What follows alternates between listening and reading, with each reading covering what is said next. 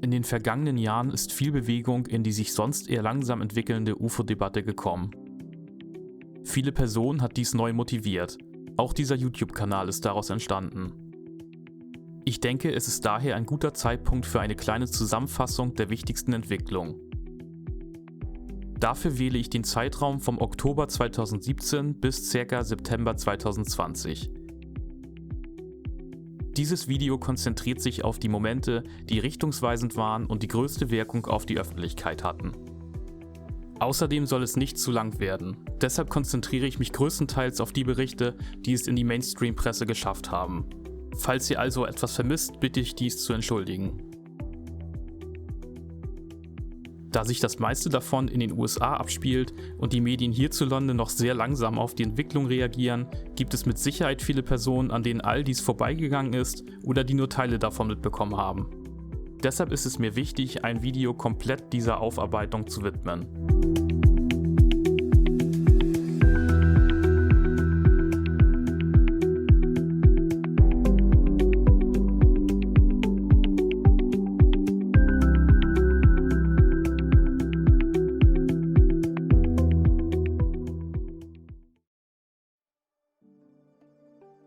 Eine der zentralen Persönlichkeiten in dem ganzen aktuellen Prozess ist Luis Elizondo. Er leitete das geheime UFO-Programm des Pentagons namens ATIP, kurz für Advanced Aerospace Threat Identification Program, was so viel bedeutet wie Programm zur Identifizierung von Bedrohungen für die Luft- und Raumfahrt. Zudem ist er maßgeblich an der öffentlichen Debatte zu diesem Thema beteiligt. Am 4. Oktober 2017 ist Elizondo von seinem Amt offiziell zurückgetreten und benachrichtigte den damaligen Verteidigungsminister James Mattis schriftlich von seiner Entscheidung. Als Grund gab er dabei seine Frustration über die Art und Weise, wie mit seinem Programm und den erarbeiteten Informationen im Verteidigungsministerium umgegangen wurde, an. Das Stigma, welches das Thema behaftet, sei zu groß, um es die ernsthafte Aufmerksamkeit zu geben, die es bräuchte. Elizondo kritisierte, dass die potenziellen Risiken für Piloten und für die nationale Sicherheit im Allgemeinen nicht ernst genommen werden würden. Einige Tage danach, am 11. Oktober 2017, wurde über einen Livestream im Internet der offizielle Start der To The Stars Academy of Arts and Science bekannt gegeben. Diese private Gruppe um den Musiker Tom DeLonge, der in der Lage war, herausragende Persönlichkeiten aus Wissenschaft, Technik, Politik und Geheimdiensten um sich zu versammeln, hat es sich zur Aufgabe gemacht, das UFO-Phänomen in die Mitte von Gesellschaft und Politik zu bringen. Auch Luis Elizondo trat gemeinsam mit der Gruppe auf und erklärte sein zukünftiges Mitwirken in der To The Stars Academy. Am 16. Dezember 2017 veröffentlichten die New York Times, die Washington Post und die Zeitung Politico gleichzeitig Artikel, die das ATIP-Programm der Öffentlichkeit zugänglich machten. Dabei ergründeten sie auch die Ursprünge des Programms, welches von dem damaligen Parteiführer des Senats der Vereinigten Staaten, Harry Reid, mit initiiert und mit $22 Millionen gefördert wurde. Damit war eins klar: Das US-Verteidigungsministerium setzt sich entgegen früherer Aussagen doch mit dem UFO-Thema auseinander. Der Begriff UFO wurde aufgrund seines großen Stigmas inzwischen durch UAP, also Unidentified Aerial Phenomena, ersetzt, was so viel bedeutet wie unidentifizierte Phänomene im Luftraum. Gleichzeitig wurden auch die uns heute bekannten 3 Navy-Videos veröffentlicht, namens Flare 1, Gimbal und Go Fast. Das Video Flare 1 zeigt dabei den UFO-Vorfall der USS Nimitz aus dem Jahr 2004. Gimbal und Go Fast sind 2 Videos von ca. 2015 von Vorfällen rund um die USS Theodore Roosevelt.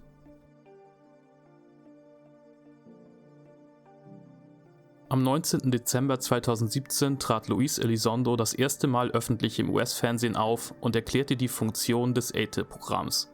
Hier einige Auszüge aus dem Interview. Luis, thank you so much for your time tonight. I mean, first, tell us what the purpose of the program was and why it was so secretive. Sure. The purpose of the program, Advanced Aerospace Threat Identification Program, was really designed to do just that.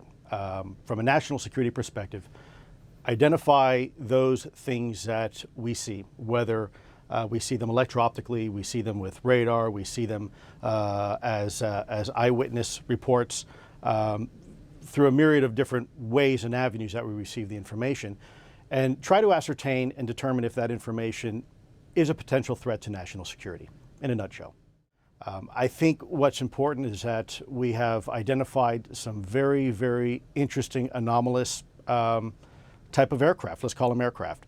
Things that don't have any obvious flight surfaces, any obvious forms of propulsion, and maneuvering in ways that include extreme maneuverability beyond, I would submit, the healthy G-forces of a human or anything biological, hypersonic velocities, low observability,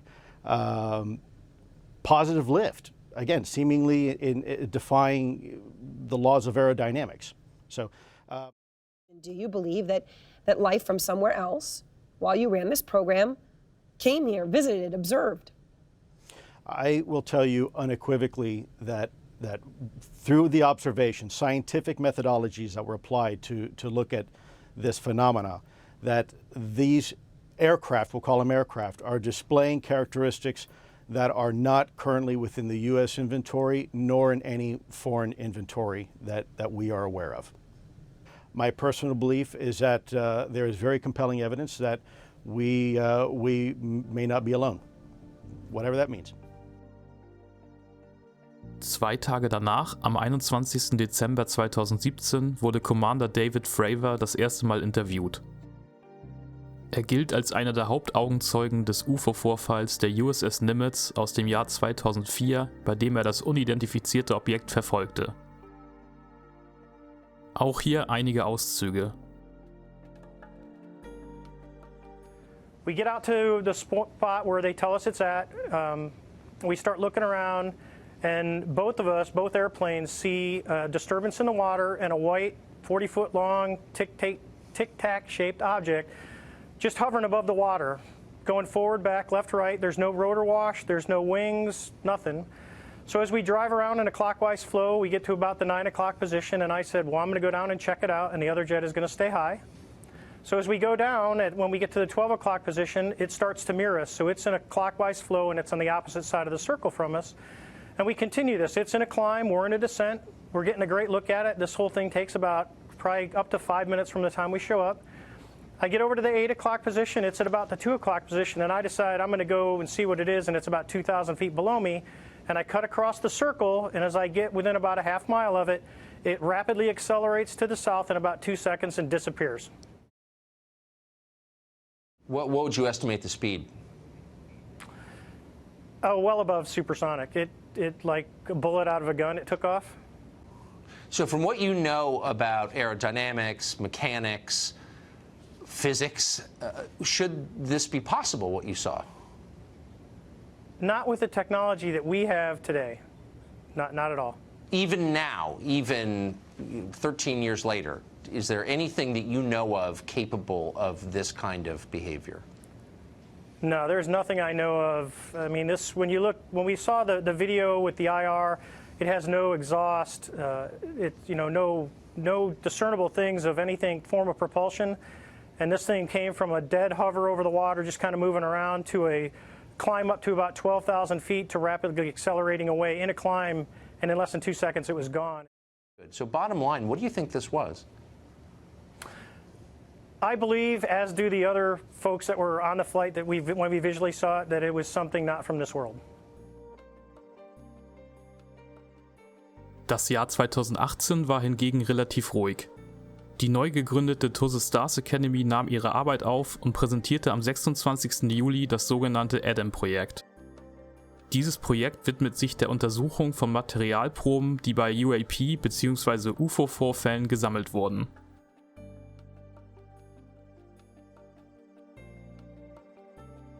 Am 23. April 2019 hat die US Navy neue Richtlinien für das Melden von UAPs eingeführt.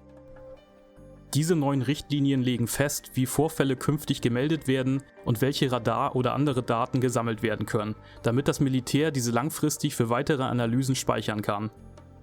Insgesamt erleichtert dies dem Marinepersonal die Meldung von unidentifizierten Flugobjekten. Nach vielen zuvor widersprüchlichen Aussagen des Pentagons erklärte ein Pentagon-Sprecher gegenüber der New York Post am 22. Mai, Ja, wir bzw. das ATIP-Programm haben Forschung und Untersuchungen zu unbekannten Luftphänomenen durchgeführt. Am 26. Mai wurde ein weiterer New York Times-Artikel veröffentlicht, der sich dieses Mal den Vorfällen rund um die USS Theodore Roosevelt von 2014-15 annimmt. Hier erfahren wir auch, dass es fast zu Zusammenstößen von UAPs und Militärflugzeugen gekommen wäre. Nach Aussagen der Piloten sahen einige Objekte aus wie ein Würfel in einer Sphäre. Wie bereits bei dem Vorfall der USS Nimitz von 2004 zeigten die Objekte auch hier außergewöhnliche Flugcharakteristiken auf, die sich jeder rationalen Erklärung entziehen. Einige Tage danach, am 31. Mai, spricht Luis Elizondo im US-Fernsehen über die Möglichkeit, dass die Regierung im Besitz von Teilen von abgestürzten Objekten ist. I think it's highly unlikely that a foreign adversary was successful in developing something like this. So let me ask you one last question. Do you believe, based on your decade of serving in the U.S. government on this question, that the U.S. government has in its possession any material from one of these aircrafts? I do, yes. You think the U.S. government has debris from a UFO in its possession right now? Unfortunately, Tucker, I really have to be careful of my NDA. I really can't go into a lot of more detail in that. Okay. But simply put, yes. Am 19. Juni erfahren wir, dass Senatoren geheime Briefings über das Thema UFOs bzw. UAPs erhalten. Dazu befragt äußerte sich Senator Mark Warner wie folgt. Concerned should we be about the briefing that you received on UFOs? Is that a concern that for pilots? Is there anything you can mention to us about that? Well, I think some of the press reports are accurate. I think people are taking this issue much more seriously, and I'm not going to get into any of the contents of the briefing. It was a classified briefing, but what I think one of the key takeaways I'd have is that the military and others are taking this issue seriously, which I think in previous generations may not have been the case. Ein Sprecher der Navy bestätigt am 18. September die Echtheit der 3 Videos, sagt aber, sie hätten an sich nicht der Öffentlichkeit zugänglich gemacht werden sollen. Am 17. Oktober gibt die TTSA, also die To The Stars Academy, eine CRADA-Zusammenarbeit mit der US Army bekannt. Ein CRADA-Vertrag bedeutet so viel wie eine Kooperationsvereinbarung für Forschung und Entwicklung. Dabei geht es auch um die Analyse von exotischem Material und sogenannten Metamaterial. Weiteres ist dazu zu diesem Zeitpunkt allerdings nicht bekannt. Die US Army scheint die Thematik aber ernst zu nehmen und zeigt sich interessiert. Der Navy-Pilot Chad Underwood, welcher das Tic-Tac-UFO-Video von 2004 filmte, äußerte sich am 19. Dezember erstmals zu dem Vorfall. Einige interessante Aussagen dabei sind: Was mir am meisten auffiel, war, wie unberechenbar sich das Objekt verhielt. Es verhielt sich auf eine Weise, die den Gesetzen der Physik nach nicht normal ist. Sie sehen keine Vögel in 5.000, 10.000 oder 20.000 Fuß Höhe. So agieren Vögel einfach nicht. Vögel kommen hier also nicht in Frage. Es gibt Wetterballons, die Leute starten, aber dies war kein Wetterballon. Wenn Sie etwas in der Mitte des Ozeans sehen, das ein Testprojekt ist, werden wir normalerweise jeder Einzelne darüber informiert. Das ist nie passiert, was mich zu der Annahme veranlasst, dass es kein Regierungsprojekt war. Das Jahr 2020 beginnt mit der nun offiziellen Veröffentlichung der 3 UAP-Videos durch das Pentagon und einem Statement.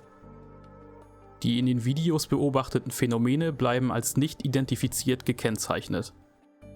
Man sollte dabei nicht vergessen, dass die Navy über die besten Instrumente der Welt verfügt, wenn es darum geht, zu identifizieren, was etwas ist oder nicht ist. Dass sie zugeben, dass die Objekte auch nach umfassender Betrachtung nicht identifiziert werden können, ist beachtlich.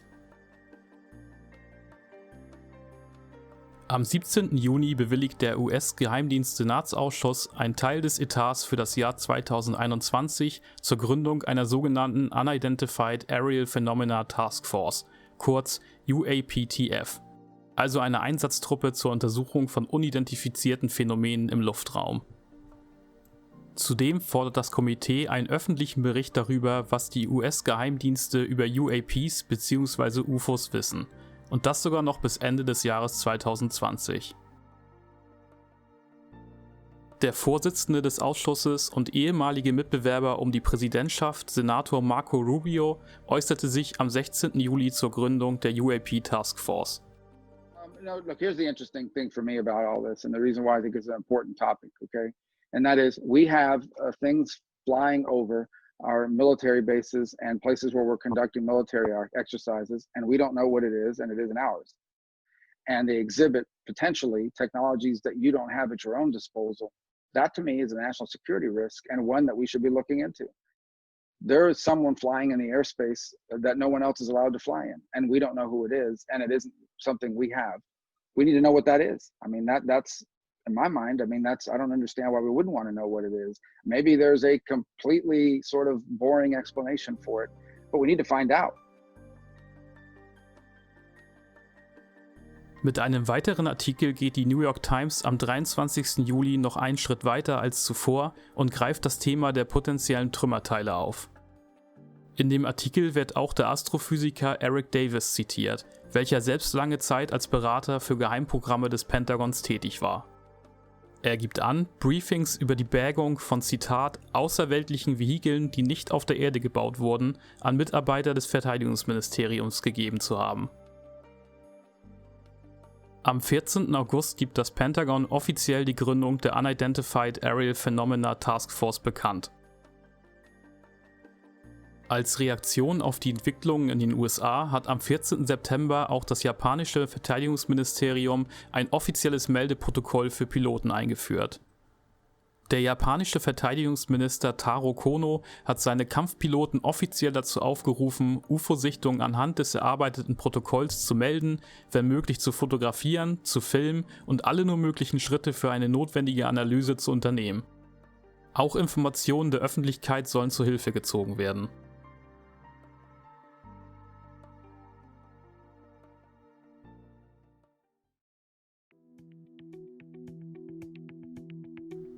Damit beenden wir die erste Zusammenfassung.